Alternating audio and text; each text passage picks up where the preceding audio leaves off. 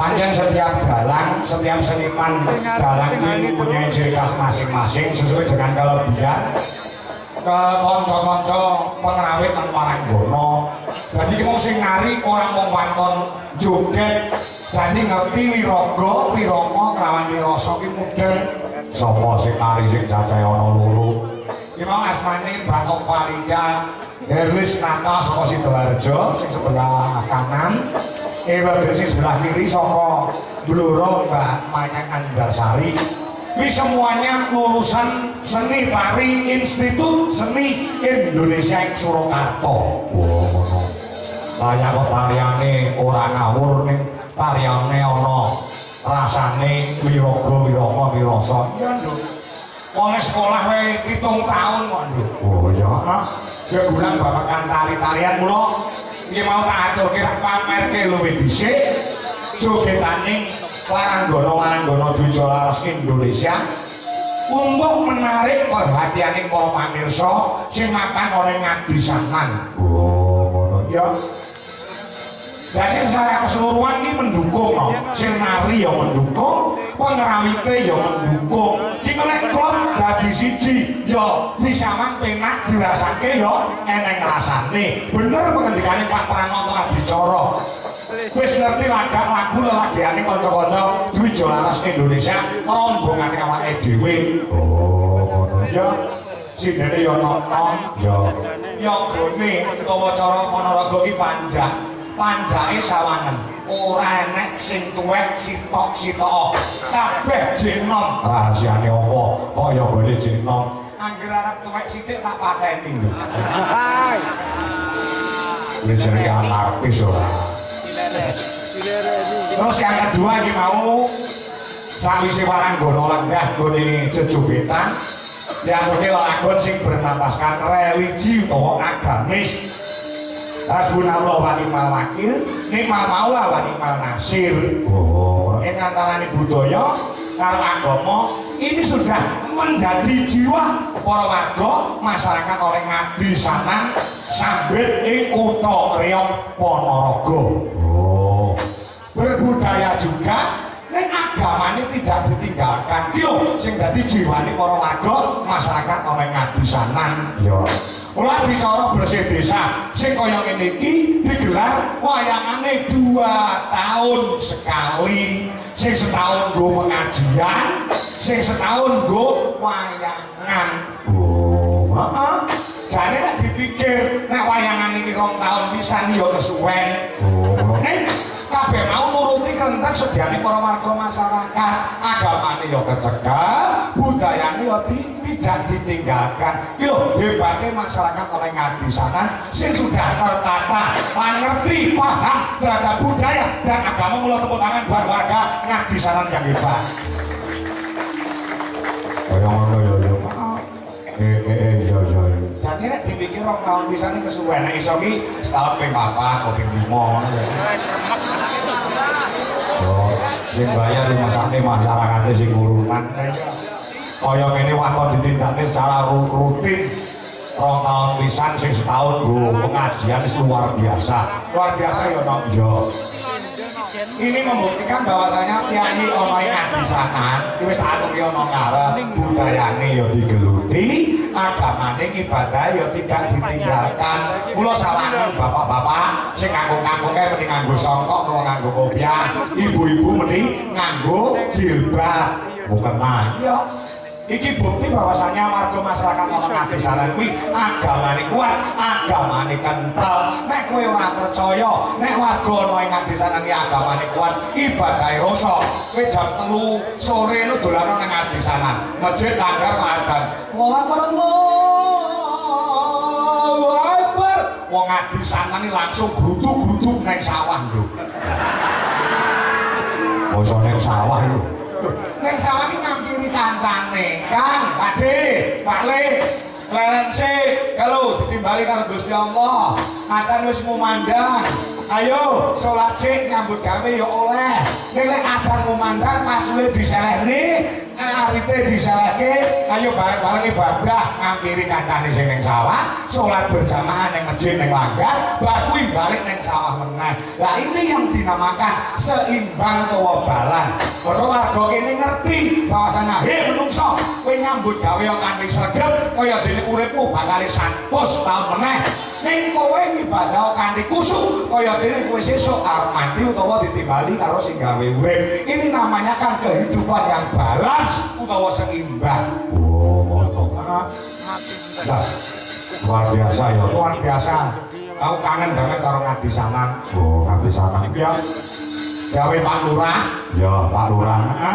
Biyen awake dhewe tau urip udakara taun 2016 no. Oh iya. 2016 no. Papane wong Jembar kaya ngene. Ya. Sudah Pak Sumarni sing ngasta kepala desa 3 kali. Utawa 3 periode. Heeh. Kepala desa iki ora mungkin iso 3 periode ora ditresnani. Dipercaya lawan para warga masyarakat upama iso aturane negara iso ditoleransi iso-iso penjerane Pak Suparni iki didadekne kepala desa seumur hidup lho. Oh iya. Maka nek peduli siap dadi pengayom tumraping para warga lan nglayani kabeh para warga ning Ngadisanan Sambit ing Ponorogo. Oh ngono ya. Ya. Kula matur sembah nuwun Pak Panitia. Ya. Pak Kepala Desa, para warga masyarakat. Ya. Yang sampun kepareng gelar kabudayan bersih desa Ngadisanan sing disponsori karo Sound System MTH Audio juga video ijo multimedia juga lighting K2 lighting ya sing digelar ana ing lapangan Suro Diwirya sing mapan ana ing desa Ngadisanan. Oh iya kestoke dawuh awake mung iso matur nuwun lawan para warga sing mapan ning Ngadisanan tanpa kapercayane para warga ing Ngadisanan. Akeh awake dhewe iso sowan mrene, Pak Lurah ora iso apa-apa, nek ora didukung lawan para panitia perangkat desa, lembaga desa lan masyarakat. Jadi Pak Lurah, Pak Sumarni ora iso menentukan jalan kudu awake dhewe gak iso. Kabeh dimusyawarahkan untuk mencapai mufakat. Yo. Tur gensine gede lho Ngadisanan kuwi. Oh, ngono. Nanggap jalan nek mung biyen kok murah-murah ora gelem. Oh iya, wis dingendikake karo Pak Pranono Adicara biyen nate dari Mas almarhum Ki Seno Nugroho. Iya. Ono yo. Terus Yusuf Ansor Kamarudin. Ya. Terus tahun ini awake dhewe. Ya wis tak dawuh. Awake dhewe matur nuwun lan nderek ndedonga. Para korban Gusti kang maha kawasa kanthi srana bersih desa bisa resika desane resika sing nggone ada saka Budha Rencana Durga Mendak Kala Sirna. Ya. Makasane desa Ngadisanan dadi desa ing Badatun Penyibatun Baropun Bawor Rumah Limpah Lojinawi Kertotata Raja murah sandangan sata pangan ada saka bencana alam didawakne umure kabeh para warga lan perangkate disehati awake dilancarke rezekine selamat donyane selamat akhirate Allahumma ya mak ngatur tembang sarunge Mas Gareng ngatur tembang sih ana bintang tamune yo. Hani. Bintang tamune seduwe. Hani. Panitia golek dhewe. Heeh. Panitia golek dhewe aku dikabari nanti wonten bintang tamune Mas Kangko. Sinten Mas? Anu Gareng saking Purwodadi niku lho Mas Gareng Jajak. Jenengan kenal lho mboten aku ya jawab mboten nanti yo. Moko dadino karo kuwi. Lah yo iku sik karo Mbak Hani Kusuma. Wah iki ya. Sing dimbeni karo pengendange Jaipong ya iki lho.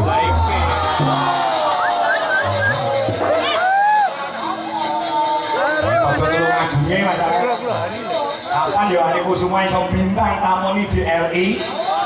Wah, ngerti Ani Kusuma iso bintang tamu di RI, aku arep joget duet karo Ani Kusuma. Nyawir.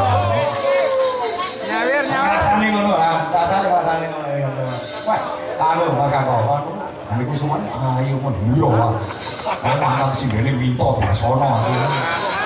Ah, boleh orang ni pak, buangnya kecil. Lincing. Iya. Biasa ini. Iya. Mana ya? Lagu sini aku mau lang sore nih belum nenggon. Pagi ini aku nulis apa? Lagu sini kanggo rasa tresnaku karo warga Ngandisanan. Oh, ngono. Ya. Diumumke meneh sumben awake dhewe ya ning Ponorogo. Heeh. Engko nek ora marem iso tanggal 10 Juli. Oh, ngono. Ning Desa Balong, Kecamatan Balong, Kabupaten Ponorogo. Oh, ngono. Ya. Terus apa meneh? Ki maksudé ya metuki aku meneh ya Pak Kepala Desa saka Ngrandu Kauman Ponorogo. Oh, ngono. Tanggal piro? Ngrandu. Insyaallah mengko tanggal 14 lho, 14 Juli. Oh. Nek kurang marem meneh masyarakat Ponorogo hadir tanggal 7 Agustus di SMP Negeri 1 Ponorogo. Ngono nek kurang marem meneh ya dicatet tanggal 12 September kuwi awake dhewe konsul para warga Ponorogo pentas wonten ing kantor Pepabri Surabaya Jawa Timur. Aduh men. Kok menawa pengen dolan ning Doli.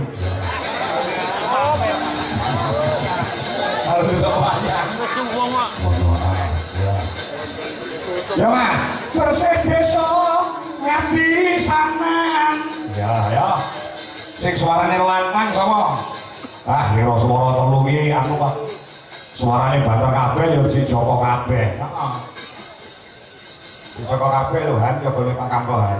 Dan. Sing ganteng-ganteng. Ya. Ya Abdi ya enak. Abdi ya enak. Si Joko sing kok ini. Terus Mas anu. Ngadehan. Ini ngaku Joko matamu picek ini. Enggak jujur Joko. Sing ganteng ngaco. Aku si Joko. Alah. Ya jenenge sapa? Iki jenenge Rian ning desa jeroane Mbah Somo Gawuk.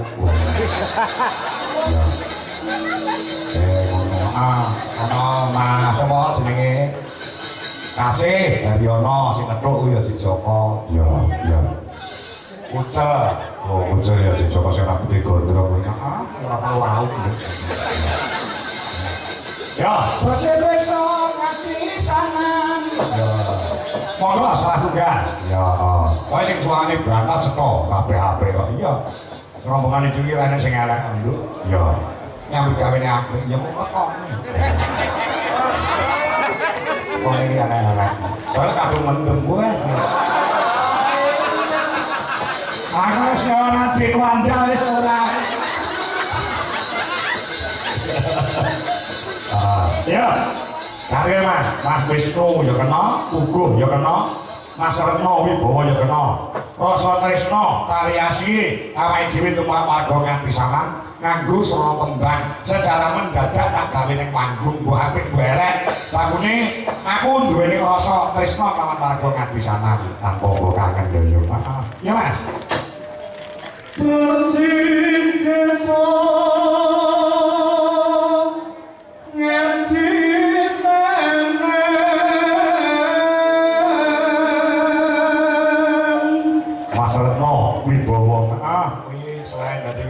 bisa dadani kursi rusak iso didadani. Ya.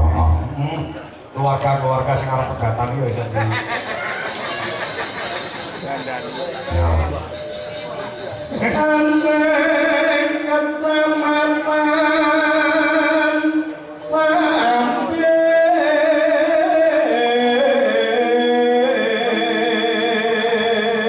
Ngandisanan kuwi kecamatan ngarani sambit. Oh, ngono. Ah, rutin Mas, teng ini. Rutin rotelon sepisan. Tahun tulisan. Ya. Pinangka tandha apa Mas? Tandha syukur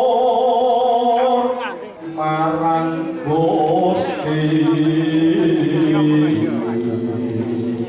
Tandha syukur marang Gusti sing karya jagat. Ya. Terus warga rangkap nyawiji. Iki sing penting warga lan perangkat desa nyawiji. Iki dudu sing duwe gawe iki ora mung Pak Lurah to, dudu Pak Suparni to, dudu perangkat desa, kabeh kesemuanya warga masyarakat menjadi tuan rumah utawa sing duwe gawe begiki. Kula menjadi Pak Pranoto Adicara mau ngendika nek adicara kaya ngene iki ya kudu dileki kanggo sono tirakat nek iso nganti rampung nganti paripurna lakune wong Jawa sing apik kuwi siji poso loro melek nek poso ora kuat melek melek sing positif yo melek nang dina rong bengi malah main tadi kene yo ngono. Lah iki positif mergo nonton kabudayan, nonton wayang kulit iki budaya sing kebak lawan tontonan, tuntunan ing kebak marang tatanan. Oh iya. Lah iki kok nyanti bar ribuan kok do undur, bar ribuan kok mulih, rugi nek urunan 50.000. Oh iya. Nek tewe to wayangan kaya ngene kok nek gareng jajak karo Hani Kusuma wajane kok. Urunane piro Mas? Urunane seket ewu.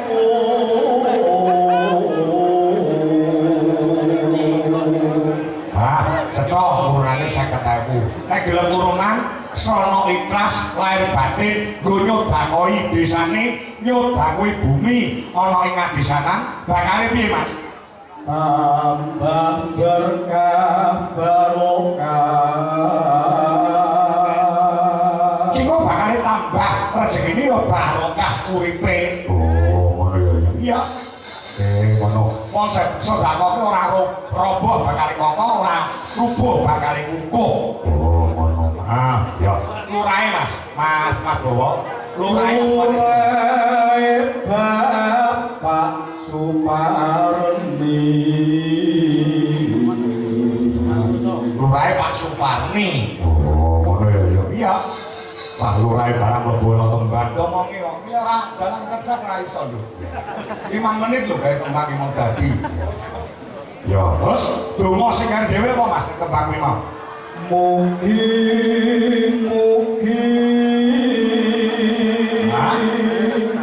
kalih saking sambiko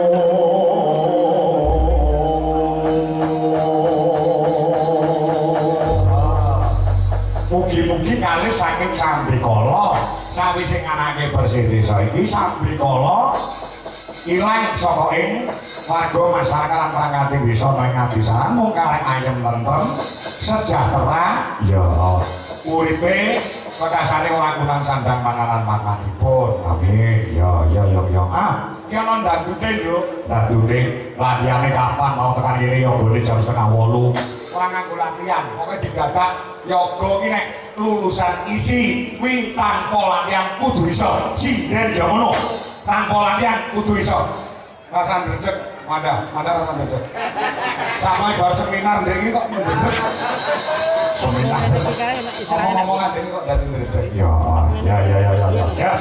coba buka saka salam ya nek ya